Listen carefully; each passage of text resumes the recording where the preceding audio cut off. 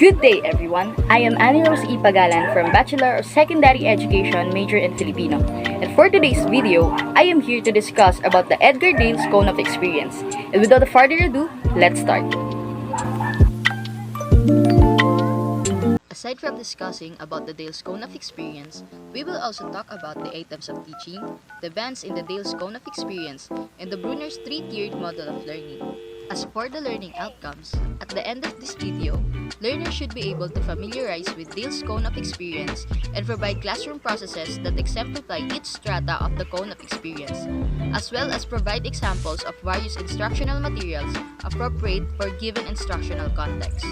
To start, let us know first, what is teaching? In the 21st century, teaching means process of helping the students to learn, economically, efficiently, and effectively. It is believed that the success and accomplishment of learning only depends on the skills of the teachers. That's why the 8 M's were introduced so that the teachers can prepare themselves to ensure their effective teaching. The first M is the milieu. Milieu refers to the learning environment of the learners. It is said that the most important detail of a classroom and the school is that it allows the students to rest and relax while thinking. The surroundings should be relaxing. For example, the classroom is decorated with appropriate designs and well-budgeted ventilation. Next is the matter. It refers to the content of learning. The learners must master the subject content, not in too much too soon concept, wherein the teachers try to teach them too much in a day and forget about it too soon. Do not overload the learners. Instead, we should teach them with right and enough information so they can master it a little by little. Little matter, but well mastered. Next, we have the methods. Method means the teaching and the learning activities. It is comprised of useful and planned activities that the teachers and the learners must be accomplished in the classroom. The activities must be engaging, that's why it should be planned and organized smartly. The fourth M stands for materials. These are the resources of learning. The materials are the resources that is offered to teachers and learners that act as the stimuli in the teaching-learning process. Materials can be a person or an object. Instructional materials are designed to help the students to understand and explain the reality by representing elements found in that world. Next, we have the media. This refers to the communication system in teaching-learning environment. The best example of this is the way on how the teacher approached the learners, either in verbal or non-verbal communication. The teacher must speak well and show respect in talking with the learners. It is important to remember that as teachers, we should be a role model to our students. That's why we should behave appropriately. Next is the motivation.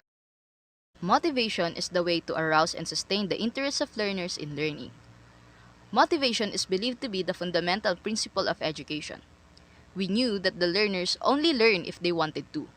That's why we have to encourage them to cooperate and participate in class discussions. We should make a good and catchy motivation that will capture their attentions. Next is the mastery. Mastery refers to the internalization of learning. This is the function of teacher direction and student self-activity under the supervision of the teacher. A learner should not be forced to master all the lessons in the book, but rather than to learn and remember them. When they hear a word, they can respond in their own words. All you have to do as a teacher is to make them understand the lesson and make the difficulties less difficult. And lastly, we have the measurement. This is the evidence that the learning took place. This is to measure the learning and retain in the mind of the learners. They will undergo through tests that will reveal the evidences in the form of scores. Now let us proceed to the Dale's Cone of Experience. But first, let's get to know who Edgar Dale is. Edgar Dale was born on the April 27, 1900s in North Dakota, United States. He completed his Doctor of Philosophy in the University of Chicago in the year 1929. At the same year, he joined the Eastman Kodak Company. In the year 1946, he introduced the Cone of Experience in his first edition of the Audiovisual Methods in Teaching. The Cone of Experience is a visual model that shows the continuity of learning. It is a pictorial device that represents the bands of experience. According to Edgar Dale, the arrangement of band experiences are not based on the difficulty but on the abstraction. This means that the sensory participation is important to learn effectively. Learners use their sense of smell, sight, taste, and touch in purposeful experience, and by contrast, verbal symbols uses words and speech which might be possibly become highly abstract. The Dale's cone of experience shows which band will improve the HOTS. However, it is not necessary that the learning only occurs effectively if the material or the activities are on the top of the cone or that the physical involvement is in action if it is on the bottom of the cone. There are also other factors that we must consider aside from the cone's elements, like for example, the learner's motivation and interest in learning. Let us proceed in the bands in the cone of experience. Each band of the cone stands for experience that flows, wide, and continuously interacts. First is the verbal symbol. This is the most abstract category because they do not look exactly like the concept or object that they are representing, but instead they are symbols, words, codes, or formula. Next is the visual symbol. These are more esoteric representation of the concept or data. Information presented in the form of a graph or chart is one of example of this. A flowchart, for example, can be used to demonstrate a process. Next is still pictures, recordings, and radio. Still are pictures or images. This category includes audio recorded materials or radio broadcast. Examples are photos, podcast, and audio. Next is the television and motion pictures. These technological devices offer a two-dimensional reconstruction of reality. These enable learners to interact with the situation as it is communicated through the mediated tools. They give viewers a sense of realism as they try to understand the message portrayed by the actors in the film. Next are the exhibits. These are displays of models such as pictures, artifacts, and posters, among other things that convey a message or provide information. These are primarily viewed. However, there are now exhibits that allow viewers to manipulate or interact with the display, making the exhibit more engaging and fun. Next, we have the demonstration. When deciding to demonstrate how something is done, a demonstration is the most appropriate experience. It is the actual carrying out of a procedure or a process. A demonstration of how to bake a cake or perform a dance step is a good way to make the learning experience more meaningful. Next is the study trips. These are visits to specific locations to observe a situation or case that may not be available within the classroom. We also have dramatized experience. These are frequently used as activities in which students actively participate in a reconstructed experience through role-playing or dramatizations. Next is the contrived experiences. Models, miniatures, and mock-ups are examples of representations used in this category.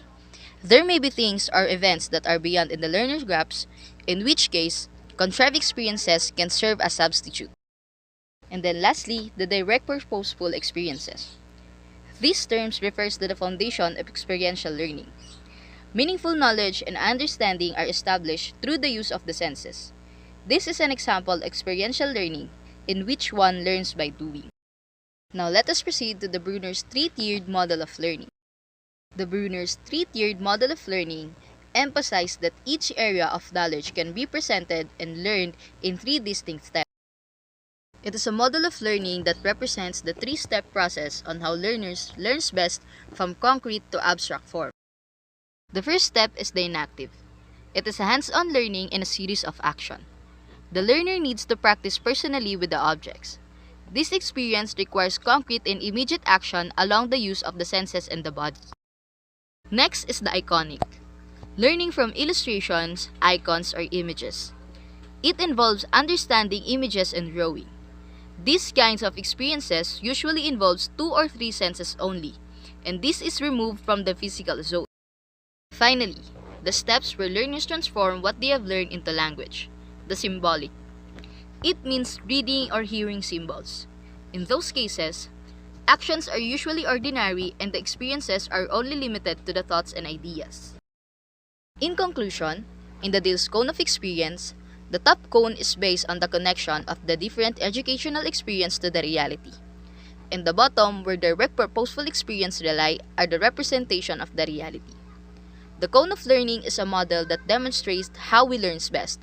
It shows that we retain the most information when we are actively involved in the learning process. In this cone of experience is a helpful tool to aid the educators in preparing and deciding about making learning resources and activities. This marks the end of our discussion for today. I hope you learned a lot after watching this video. See you on our next content. Thank you for watching.